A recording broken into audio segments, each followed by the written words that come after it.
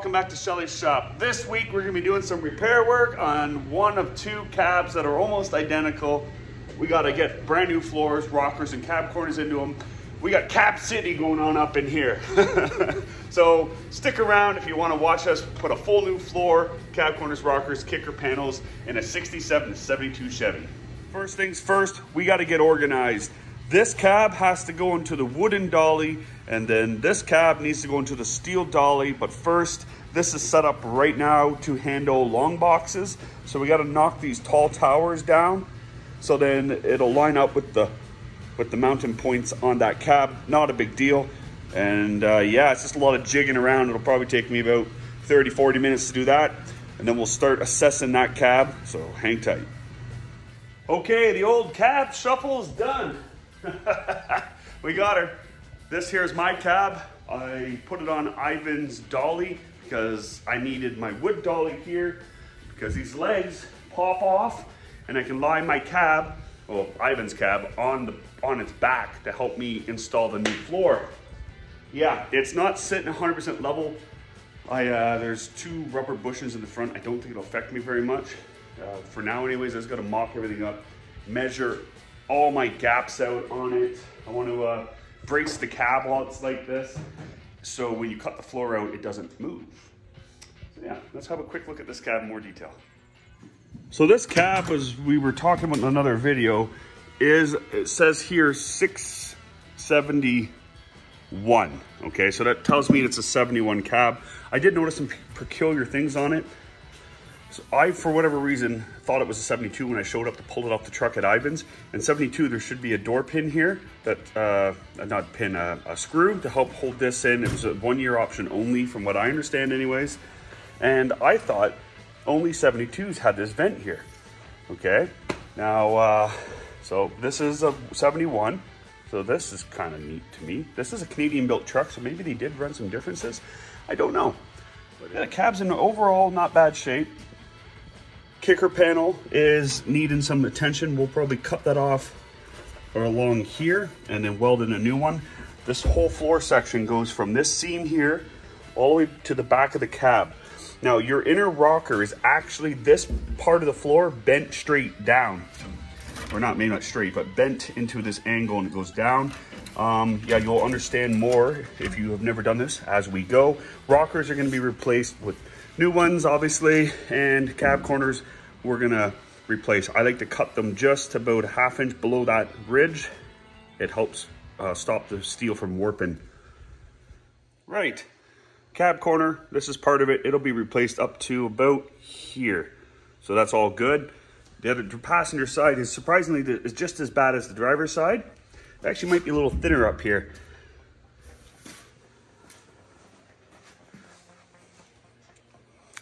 It's crazy. It's just gone, rotted off. And I'm the first one to ever remove the cab from the truck. So yeah, cab rocker is going to be replaced. We do have better doors for it, but look at how that shuts. The gaps line up really good. The door pins on this one are quite good. The gap is a little tight here, but the rest of the gappage, it's a little high here, so it could come back some, and that'll give us a better gap here. But as for the door itself, it does shut really well.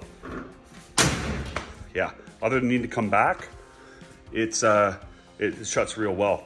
Now another spot for rust is along here. Down in here it can get real pudgy, so if you're ever looking at these trucks, the fender covers up this section and the cowl vent sits up here. So this is the only spot you can really look.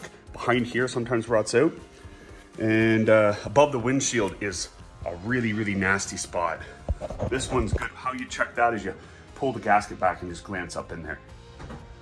Yeah, it's had some rinky-dink lights on it. This was a CN truck. You see the C, the N for CN Rail is Canadian National Railway. And the door gaps on the driver's side are really good, actually. A little tight up here, but overall not bad. Another area you should look at when buying one of these trucks for rust is along here. They can get sour. This is just the seam sealer coming off. I don't feel any rust up there at all. So yeah, it's pretty good. And other than the kicker panels and all the normal spots, those are the areas I would check. So above the windshield is the biggest one for me. This is the next. Cowl vent, is what I pointed out here. And if you can't, if you're really, really concerned, you can poke your head up in here with a flashlight and look, you can see the bottom side of the cowl vent. So here's the floor that was supplied with the cab. It's pretty basic stuff. This one has the floor braces, our floor supports already in it, you know, both of them. Yeah, and we're gonna put this up with rocker guard, at least that was the plan anyways, before going in to the areas you're not gonna be welding. So yeah, so along this lip right here, we're not gonna put any. We'll probably stop and then hit that up once it's under the truck. Along here I'll be welding, as well as along this edge on both sides, and then the outside lip along the bottom. Other than that, I'm gonna try to get it in every nook and cranny. I'll clean up all the surface rust. Yeah. And then we also have some cab corners sitting here with some rockers over here. I have 2 sets because I'm not sure of the make of them. So I took the ones that I could find and from Ivan to use on the truck. I'm gonna use the best ones that fit. I might not use a pair. I'll use whatever ones fit the best. And yeah, I will make my own kicker panel. It's a pretty basic shape, and I'll explain that kind of as we go. This should take 2 12-hour days. You could have this done. Okay, the floor is the biggest, most daunting task, but it's actually one of the easiest as long as you measure everything out and the cab isn't twisted before and after. Yeah, so the rockers and cab corners, the more time you put into them, the better the product's gonna be. And at the end, you want your doors to fit factory. So you wanna measure from top to bottom, you wanna measure square, you wanna measure. Remember that old from working on the old Critigator? Measure everything multiple times, write it all down on a piece of paper, brace the cab, and I'll explain the bracing once the doors are off. Yeah, pulling this up, tucking it up out of the way, all the wires, the fuel tank sending unit wire, get it up out of the way. Yeah, and what I'm gonna do is I'm gonna put a brace from this area across to somewhere down in here, and I'll bring one most likely from here over to there. I'll probably put a bolt there and weld it into there to stop the cab from this side coming in and that side coming in when the floor is out, as well as turning this way. Yep, and you can't go to anywhere down along here. You want to go to up there, and I might even put another brace running back to here. Might go to that bolt hole there. That should stop a lot of it too.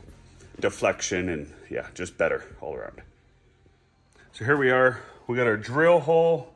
I marked the top, bottom, and I marked all 3 sides on all 4 hinges. I'm gonna do this the most sluggish way possible. I'm gonna use my overhead gantry, back those bolts off and lift those down nice and slick like. I have done it many times without the overhead gantry, but since I haven't, I'm gonna use it. Let's go.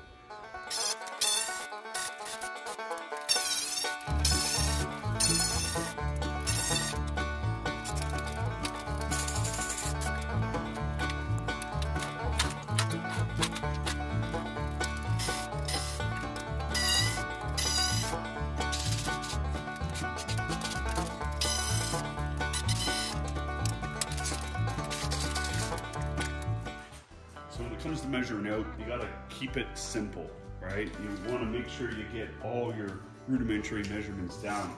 You want like the floor to the ceiling. You want across here. You want 1, 3 up and down. So you wanna go from here down, but you wanna make sure your hidden steel that's gonna be there on the other side. So if you're going down to here, you can't see it now, but there should be a lip here for the door seal to hit like this all the way around. So you want to be going down somewhere logical. And this right here is the gap I'm going to go off of for this measurement. So I'm going to go from here up to there. It would be 49, and keeping it straight as possible, 49 3/4. Yeah, just one more thing you should probably check is to make sure that this is actually straight. So yeah. A lot of it is trial and error, but not trial and error, just thinking ahead of the game, because every cab is slightly different. And you just kind of get your measurements, you make your driver's side, passenger side, you write them all down. I'm going to draw up a rudimentary cab on my paper, and then I'll transcribe all my measurements on it.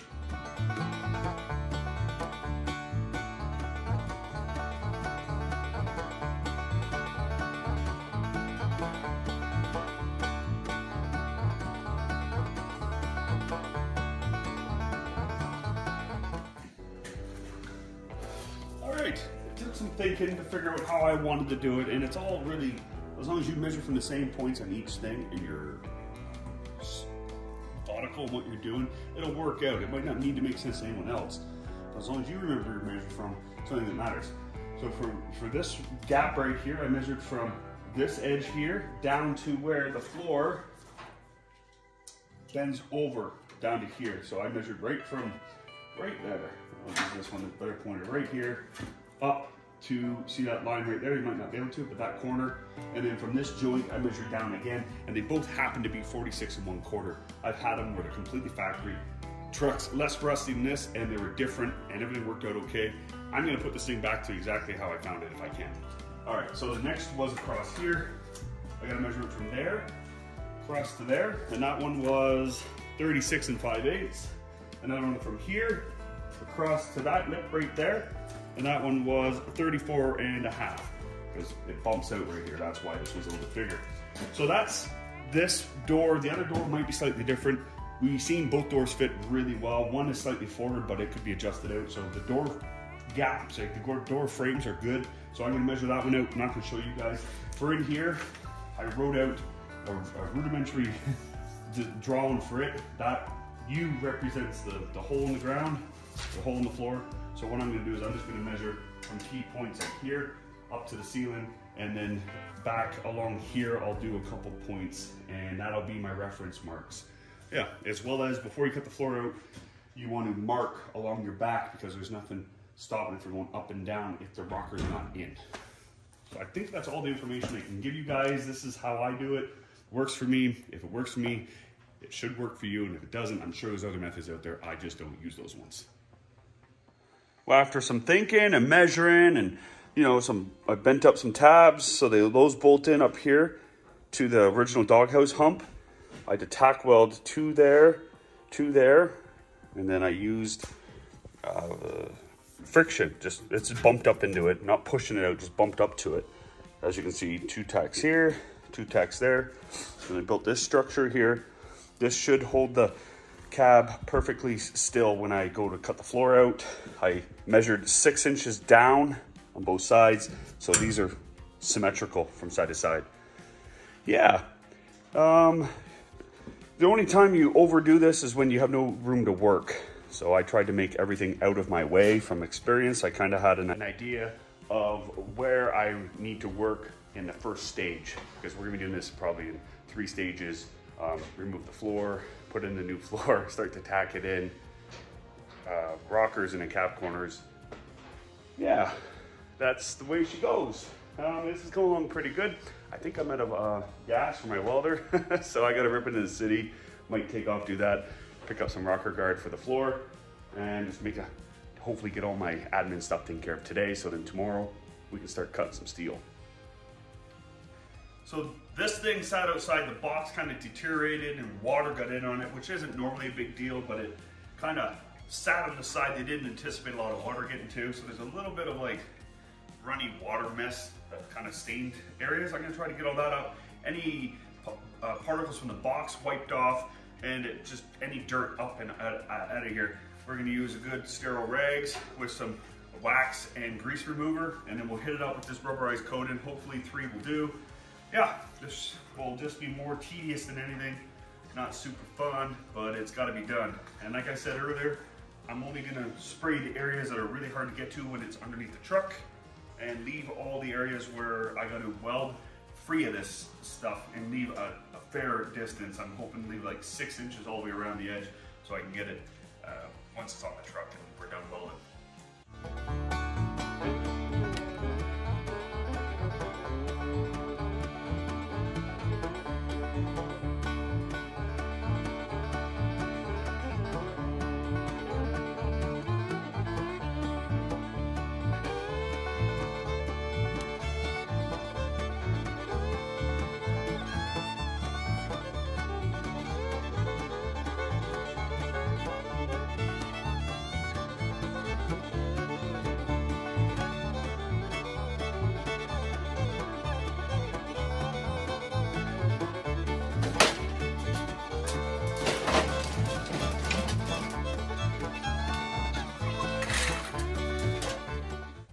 Cab's braced with the floor setting. It's taking a lot longer to set up than I wanted to. It's still tacky and it's been like 12 hours. But we're gonna let that sit up for as much as possible. I got some heat underneath it. Hopefully it'll cure because it's really tacky. I don't recommend that brand of undercoating to anyone. Okay, more to the point. What we need to do now is go ahead and hit out all the tack welds along the back. I started marking them out. They're identified a lot of times. If you're doing this, typically it's because your cab's rusty. Well, this steel is thinner than the floor steel. So when it rusts, it pushes out and it leaves a little indentation from where the good clean, where the back bit is, right? So I marked the ones I could right out the gate. It's actually not that bad, this section of the floor. There's really no rust back here whatsoever, so there's not a lot of swelling going on. So what I like to do is I'll take a wire wheel, a light abrasive wire wheel or something like this, and I'll just run it back. Not putting any pressure, you're just trying to see where the tack welds are. Like I think that's one, that could be one, and you kind of get an idea of where they're at. So there should be along this line here. And you can see them, like there's one for sure, that's one. You just want to get them all the way along. And depends on what day of the week this thing was built on. If it's a Monday, they might be a little more sporadic, but if it's a Wednesday, it's pretty accurate. You just work your way all the way down. You gotta locate them. It can be really time consuming and tedious work. Not a lot to it. You just kind of hunker down and get her done. So let's go ahead and finish scuffing this side out and then try to identify them.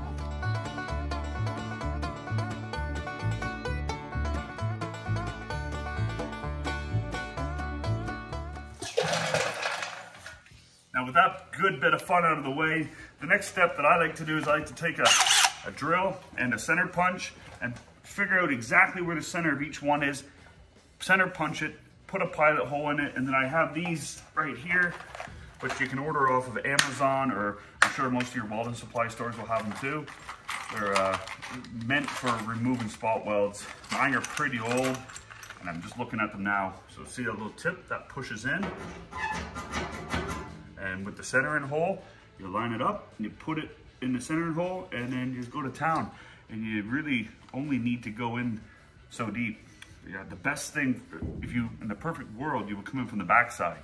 But with how the floor is built, you can't. You have to come in through the back bib. And yeah. One more thing to consider, you don't want to distort this because this needs to be nice and straight. The less you bend it, the less hammer and dolly work you got to do to make it straight again. Keep that in mind when you're doing this. So it's okay to miss some of them, but when you get a screwdriver in there to start popping it out, you just got to watch, and then the ones you do miss will jump out at you at that point. Yeah. Oh, and these right here twist off, the little crown looking things, they twist off and they come with replacements. I find the teeth last a fairly long time, but they break off, and when they break off, getting it off of the bit itself can be a bit of a job, and that's what they look like. And that one didn't want to stay in my hand. That's what they look like off of it. Okay, I'm gonna go ahead, center punch these with a little center punch, and then drill them out with pilot holes.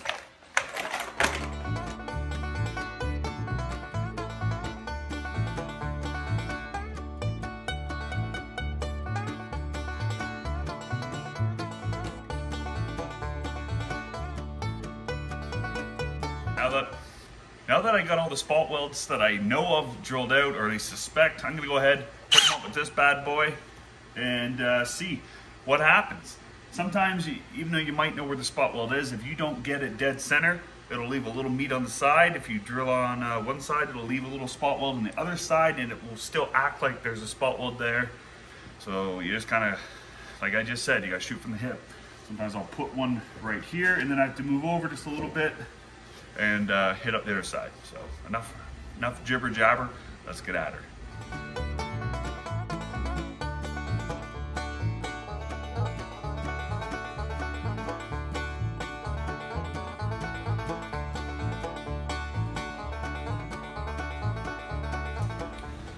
Now that I got my suspected ones drilled out, I'm gonna take a little punch, and then you just put them over top and you give them a little whack.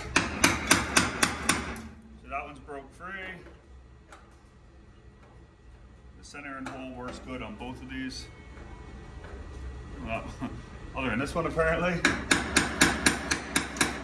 So I can see that's broke free. And what you're trying to do here, this inner lip, you want to bend it back, okay? But if it's still connected, you want to avoid bending, like I mentioned earlier, bending this all up. So it's just play it slow. Like, to me that feels like it's going. And you might be thinking, why would I want to put a bunch of holes in the back of this? You fill these in with spot welds, you fill these in with welds and they act as new spot welds for the new floor. So this will all be corrected on the other side. Trust the process. Also looks good.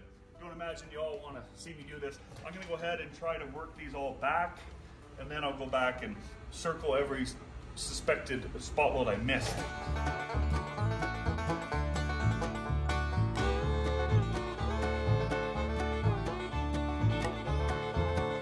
We're doing a pretty not bad job.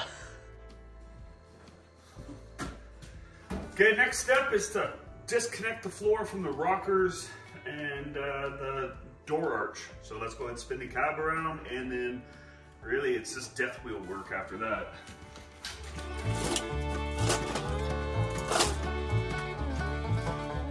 So what I like to do now is cut away the, continue cutting away the floor from the cab. Yeah, basically this section should run across. It's been speed holed. This is the inner rocker people call, but it's technically part of the floor. But it was called the inner rocker. It's one piece. If you look here, it goes down, up, over, and then up into the floor. It's one piece. So what I like to do is take my death wheel and just kind of cut into here all the way along, and then cut away that's down here, but there's a real lack of what's down here. Do that to both sides. Up along here gets sometimes has tack welds on it too.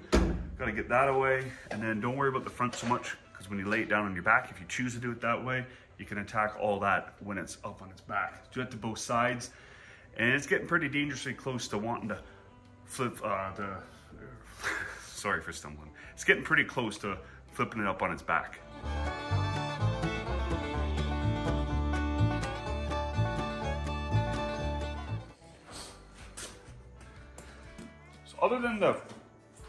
Other than the toe board connection and the structure behind here, the 4 bolts that go on the bottom side of the floor support, this floor is ready to come out. We're getting really close to being able to pull the whole floor out. The next difficult bit I always find is more tedious, just like the back rib. This one's even worse because there's a floor and you got to do it behind a little C-channel. I'll show it to you probably in a few minutes along there. So yeah, that's what we're about to do next. I need to get everything out of the cab, blow the inside of the cab out, get all the dirt out so it doesn't fall, and get up in behind the cab, and then we're ready to roll this thing onto its back. Let's go.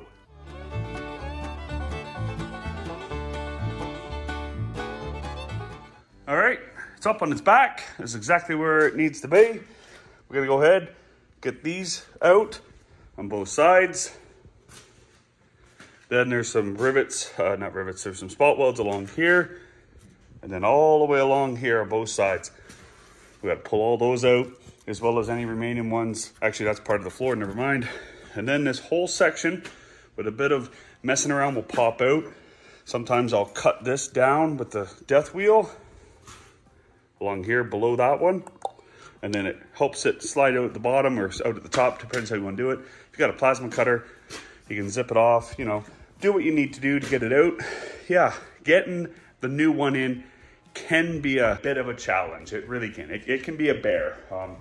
Just because of this right here, trying to get these to slide in. It's doable. It's not overly hard. It's just a lot of moving factors around here. A lot of times you get your mallet out and you start persuading it into place, if you catch my drift, yeah. Because sometimes over here is too wide. So sometimes what I'll do is I'll make a little relief cut and allowing this side to come in and then stitch that back up. I've only had to do that on 2 of the cabs I've done, but you know, I don't know the quality of this floor. It seems good.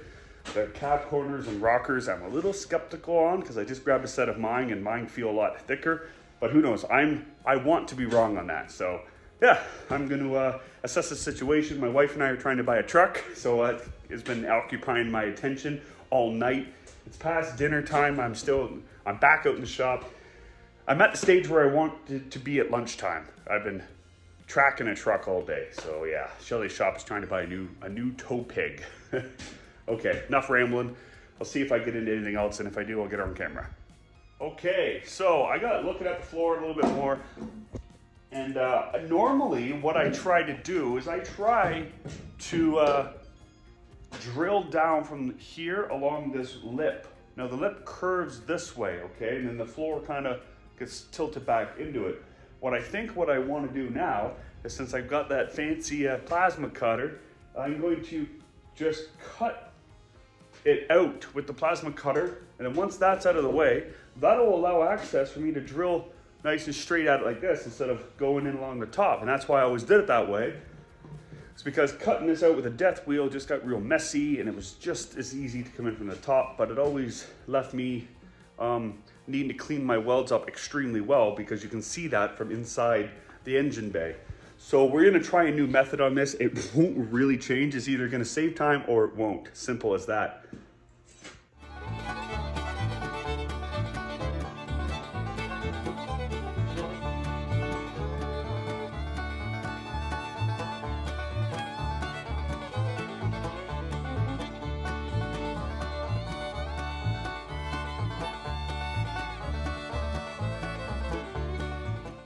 All right, we got this all cut out.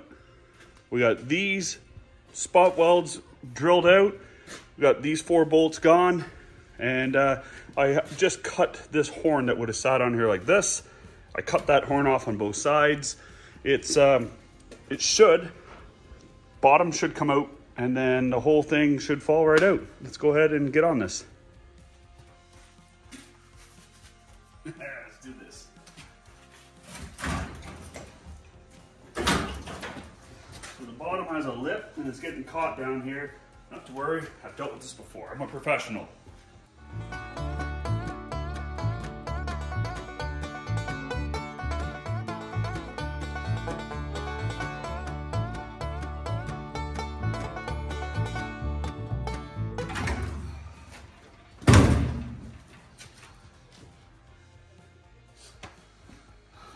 Well, other than a few, I thought that went right over, but landed right where I wanted it to.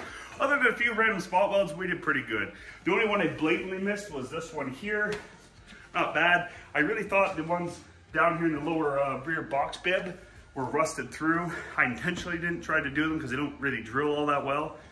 But a little bit of chisel and hammer work and they popped right apart. And the one more thing was right here got about that much non-rusty metal that was rusted, but just enough to hang on. Popped right out. Would I do this method again? With cutting along here at the plasma? I think I will. I think I liked it enough to give it another shot. I'll get a little bit better. I found it easier to cut from the inside than the outside, just simply because of the undercoating that was on this thing. It was giving my plasma cutter a little bit of trouble. Yeah. Positive note, I'm getting a lot better at the plasma cutter. It's getting real crafty. And right here, there's like 5 or 6 spot welds here, 5 or 6 here, and then likewise another one. You gotta grind all those down and clean up everything as best you can. I still gotta get this whole lip off here, which I'm gonna hopefully drill like this and get all that out. This section needs to be removed as well. Yeah, I think that's that for removing the floor, other than the little bit I just pointed out. So basically what I'm doing now is I'm going along the edges, cleaning up everything that shouldn't be here anymore. Like I cut more of the rocker away. So the inner rocker is actually the floor, but it's gone now. I'm going ahead cleaning up all the surfaces that I think are going to give us a hard time when we try to set this in. I'm realistically just avoiding doing this, drilling out all those spot welds and getting rid of that there lip. But I think I'm running out of stuff to do, and that's the next step to do. Yeah, super fun stuff. So I got right into my work, forgot to record. What I did here was I put in the lower kicker panel on the passenger side. It was pretty easy. I wish I had gotten this on camera because it was actually kind of interesting. The angles were just backwards. They just didn't make any sense to me. So what I did is I sliced it along all the high and low ridges, and then used a hammer and chisel and lined everything up the way it needs to be more like the factory. I just wish I had got that on camera. I imagine this side over here is gonna do the exact same thing, and I will do better next time, all right? Yeah, we already got this cut out relatively okay. It's a little difficult to get the death wheel up into here, but we'll make it happen one way or the other. I might just build my panel just to slide in over that. I already got all the rust out. So yeah, let's go ahead and move on. Yeah, I got this cut down to shape. It's gonna still take some jigging. It's not 100%, but it'll work. Just kind of making it conform a little bit better before I go and start tacking this in. I'm happy with it. I can work with this. It's one step at a time, right? Trust the procedure. Yeah, that right there, I can work with. So I'm gonna start tacking here and here, and then probably put one in down here to lock it in. And then we're just gonna go from there.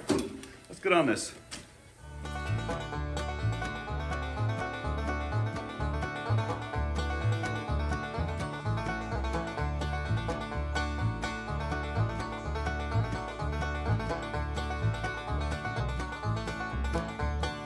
Okay, there's the driver's side kicker panel done. It took a total of 25 minutes to do.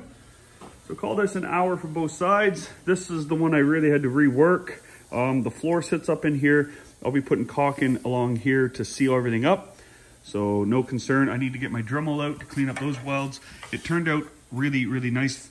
This side turned out a little bit better because I didn't have to distort the steel up in here. So yeah, it worked out really good. I'm happy with it. We hit this up too around here. My next step is going to be cleaning up these lips along there, and as well as down there at the bottom down here. We're going to be cleaning those up, making it so we can weld to it. I'll be hitting weld through primer over top because the floor is obviously going to go there. We're going to spot weld probably from the bottom side, the back of the cab, going into the floor for the back of the cab, and then up over here we're going to drill holes along the inner face of the under lip of the floor, and we'll tack weld like this. Normally I would come down from the top because we have pre-existing holes from removing the spot welds, but I think this is going to be better, a better product in the end. So let's go ahead. I'm just going to go ahead and get this all done, put it in some paint, and then let's get on this.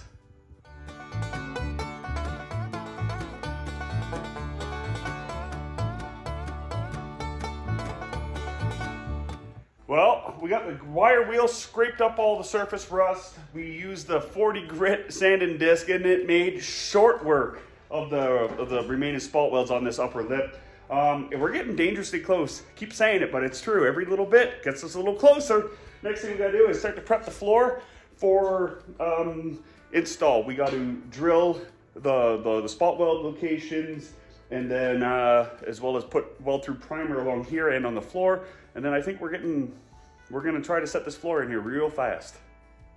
Okay, all right, now that the floor's all prepped, I gotta carry it over, set it in, and try to jingle it in.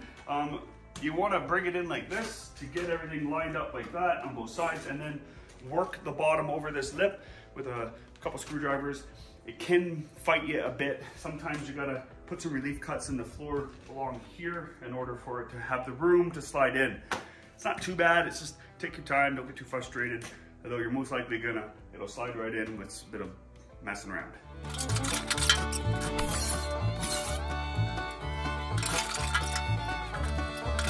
Okay, we just put in some relief cuts along here, and then the same on the other side. Let's go ahead and see if it'll slide in now.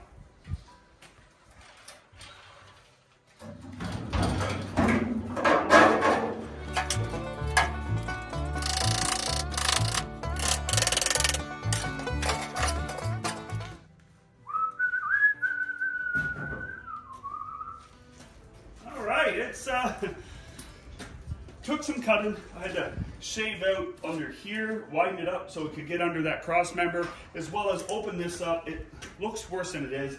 This will all bend back into shape, and then I'll be able to clean it up and then tack it in real smooth. This is brand spanking new steel.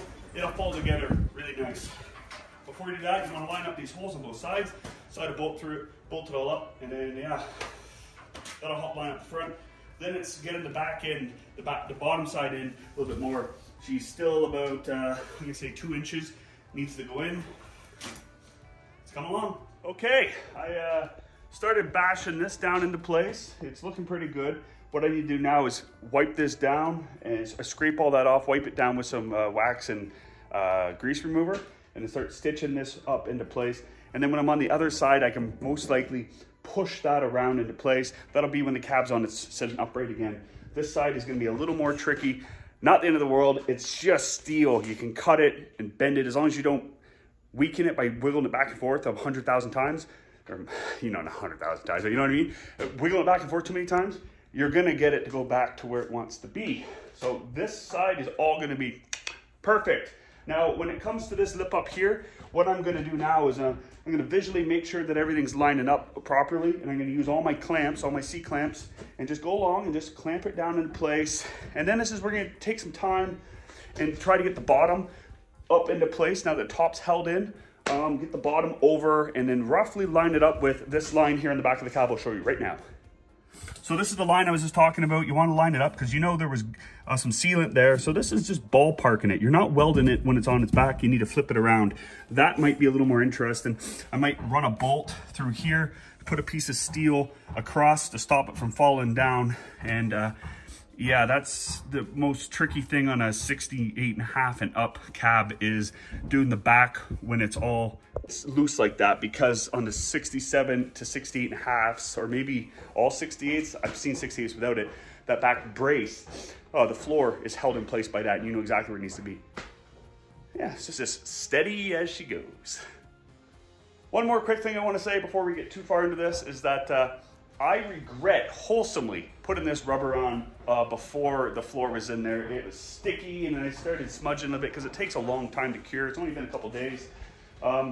Yeah, on hindsight, I should have welded this into place and then applied it. But I didn't know that. Next time I'll know a little better. And this is my buddy Ivan's cab, as I already said in this video. So if you're watching this, Ivan, there's no degradation.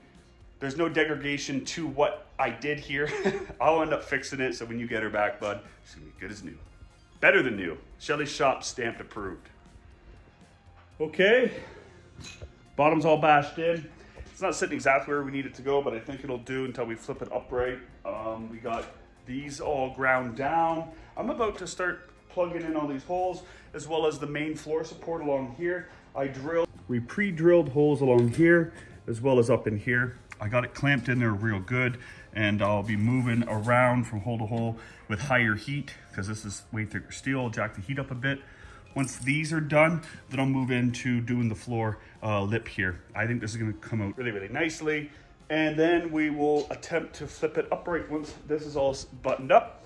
Yeah, it's doing pretty good. I just need to find a way to keep the floor from falling as we lift it, because the only fasten points will be along here, but we'll get there when we get there. Like I said, I might put a thinner bolt up through and connect it to the structure that we welded in. That'll hold it until it's hanging upright, and then we can set it down on the floor stand, the cab stand, and then make our final placements when we get that, once we do all our measurements. It's come along, in my opinion, nicely. All right, we got the, I don't know, floor horns I'm gonna call them. But connect the front firewall to the bottom of the floor, the runner on the floor, all connected up. They're all spot welded in, or the best spot weld I can do without having a spot welder. Now I'm gonna move into welding in this inner lip, start popping those all in. This is a pretty time consuming process. How I like to do it is getting a little more awkward now because of this new way I've decided to try the floor, is we're gonna go something here like this.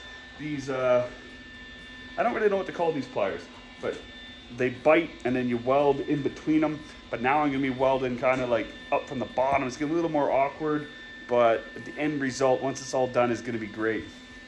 And if these don't work, I could always go with some of these pliers and just pinch down on either side, weld, move one over, weld, move this one over, weld, and then carry on that way. I like to start in the middle, making sure that all my lines are nice and squared up, and then move over.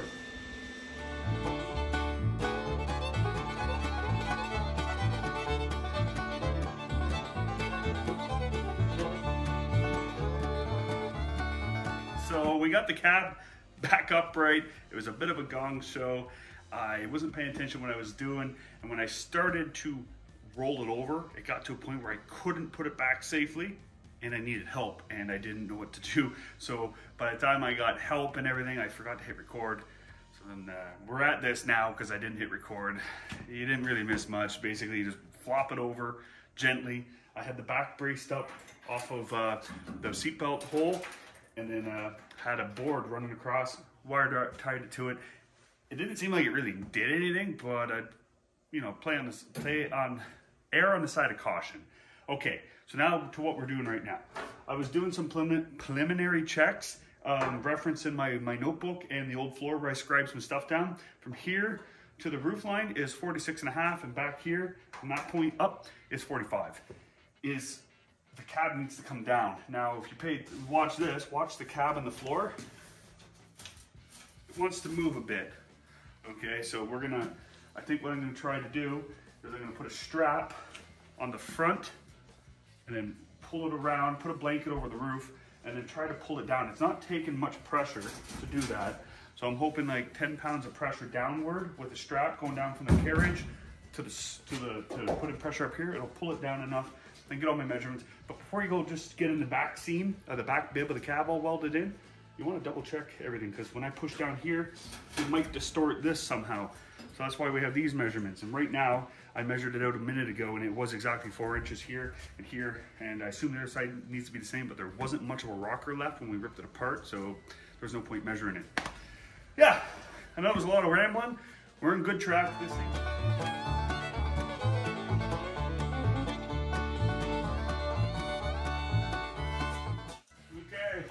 I'm just gonna give it one last measure. It should be 45 and a quarter. It's about 45 and a quarter. I'm gonna check the other side, and then we're gonna try ratcheting down a little bit.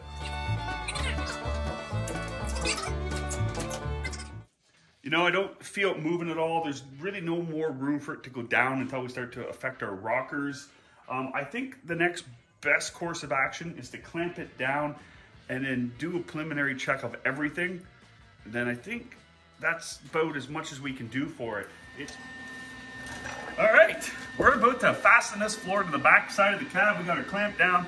I double checked all my measurements like I just said I would. Everything's looking pretty good. I managed to pull the back of the cab down another 1/8 of an inch. Not an 1/8, like a 1/16, and it's lined up right on 45, and in the middle of the cab is 46 1/2. Everything's lined up as best as I can get it. Side to side's nice and even.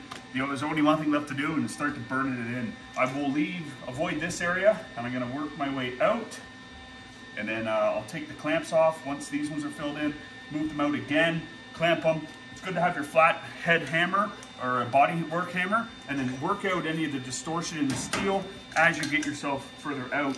I'm gonna leave the middle. For now, I'm gonna do one side and the other, just so everything's fastened down nice and level. Then I'll remove this once it can't go anywhere. And then while behind here, I don't want to wreck my strap. I lift all kinds of engines and stuff with this. Let's go and get on this.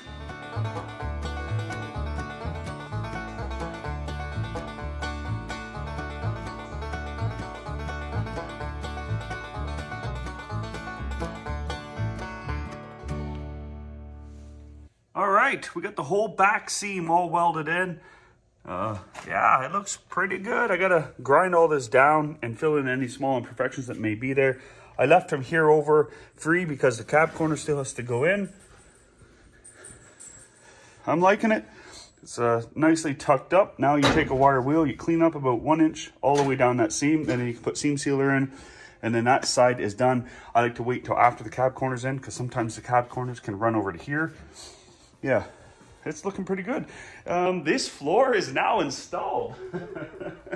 So yeah, I really hope this has been beneficial for you guys, because this is not that much work. I had a lot of distractions over the past week when we picked this cab up.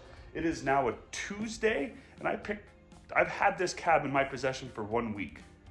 Now, hours wise, I've had a lot of, I don't want to bore you guys, but there's been a lot going on here at Schelly's shop, behind the scenes stuff I don't talk about, between my wife and I expecting our newborn soon, and trying to line up some other stuff for our house and the shop life. We got a lot going on, but enough about that. This is honestly 2 days worth of work, okay? And cab corners and rockers are gonna be in the next episode of Schelly Shop, or maybe one episode of rockers, one episode of cab corners. It's pretty straightforward, but like everything, it's all about prep work. Putting the floor in was all prep work. Like this, there's an hour there, maybe an hour and 20 minutes installing all that, okay? And then measuring everything out. Take your time. That's another 30 minutes if you know roughly, have an idea of what you want to be, where you want to be measuring from, right?